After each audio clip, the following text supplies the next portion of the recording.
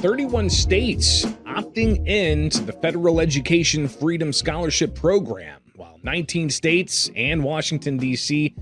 have not done so. All of this ahead of that January 2027 deadline. Welcome back to the States. I'm Greg Bishop. The Trump administration launched the School Choice Initiative in 2025 through the One Big Beautiful Bill Act. And it created a federal income tax credit of up to $1,700 annually for individuals who donate to certified scholarship granting organizations. Now, joining us to discuss who's in and who's out is the Center Square education reporter, Esther Wickham. Esther, thanks for taking time. Clearly, we've got a few more months before people, are going to be able to see this benefit and their kids in these states that are taking part in this. But what exactly is happening here? What's the deadline, and could more states possibly still join? Yeah, thanks, Greg, for having me. So this has definitely been a hot button issue for the past year or so, with more states opting in and school choice essentially becoming a huge bipartisan issue. We've seen a lot of Democratic leaders and Republican leaders both opting in for this federal education tax credit that the Trump administration has initiated. And it's interesting to see the dichotomy between these two kind of sides in supporting school choice and kind of providing more flexibility, as supporters say, for families and for students when it comes to education. And as you see, I mean, currently there is 30 states that have officially opted in, but I put 31 because the governor, Kathy Hochul in New York, has stated that she does intend to opt in to school choice, but I think that she just wants the IRS to place a little bit more regulation on the tax credit. But we see these other 19 states and the District of Columbia still hesitant, and many states within that 19 number have made it clear that they're not planning to opt in anytime soon for worry about accountability or regulation issue. And so up until January of 2027 of next year, we are potentially going to see maybe more states opt in, but this is the number at the current moment. Yeah, and I think, as you said, some states have kind of been on the fence a little bit. I know in Illinois, Governor J.B. Pritzker has said he's waiting to see what the rules look like before he officially jumps in. But there have been other states that have explicitly said they want no part in this. What's the rationale that you've seen them provide for not wanting to take part in this school choice program? Yeah, so the main states that have kind of completely rejected this federal tax credit for school choice has been states like Hawaii, New Mexico, Oregon, and essentially their main argument is they don't think that this kind of federal tax credit really holds the federal government accountable. Big push that we've seen from the Trump administration is federalism, giving more control back to the states. And they kind of argue they don't think that this federal tax credit program essentially does that. And similar to what we've seen Governor J.B. Pritzker and even Governor Josh Shapiro in Pennsylvania has said, is they're weary about the regulations. We don't really know what's going on when it comes to the details or the practical application of this program. And so I think that's why a lot of states have been stalling.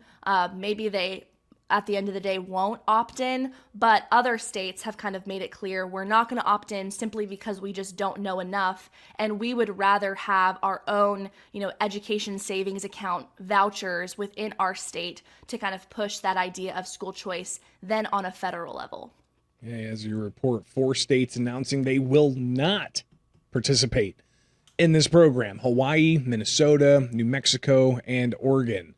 But also, as you said, a lot of other states still kind of on the fence. We could see them pop in here. But one state in particular, kind of interesting, Illinois. They did have a much more generous school choice tax credit program in place for about 5 or 6 years.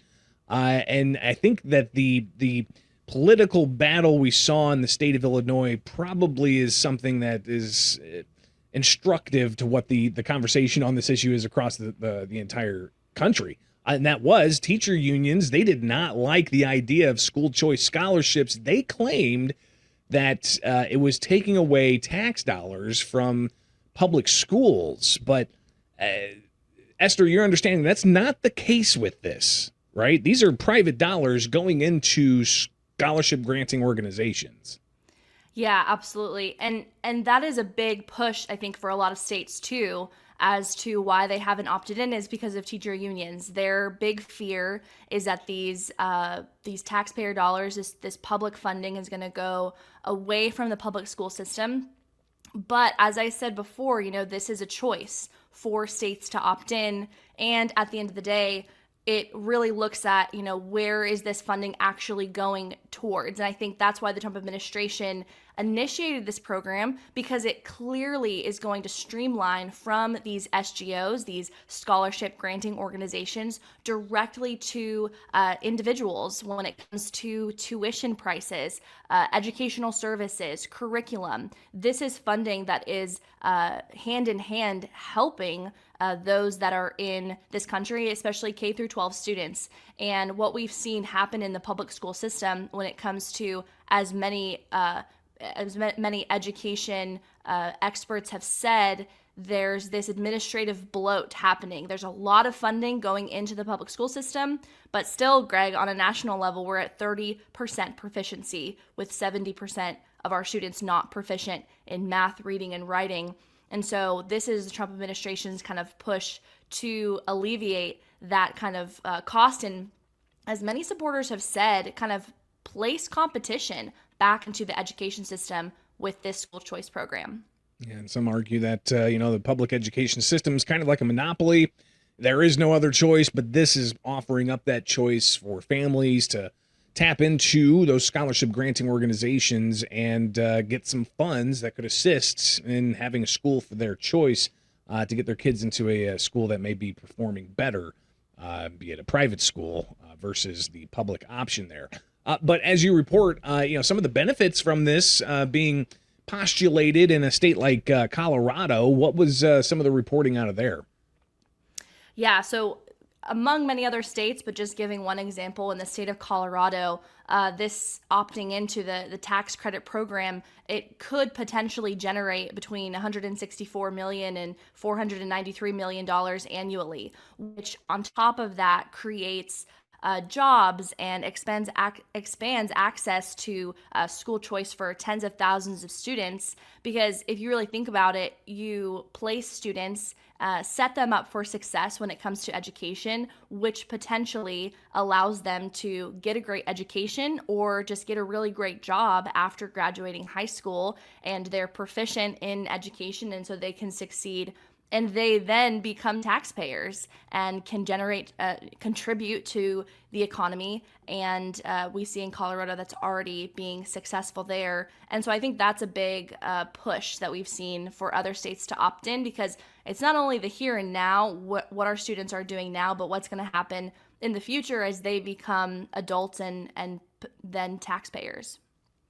It'll be interesting to see if any other states have their concerns alleviated heading into the end of this year, as we see the vast majority of the country opting into this program to help provide some private dollars to scholarship granting organizations to then allow for those making those private donations to get a tax credit and help somebody and a family with school choice. Esther Wickham, education reporter for the Center Square.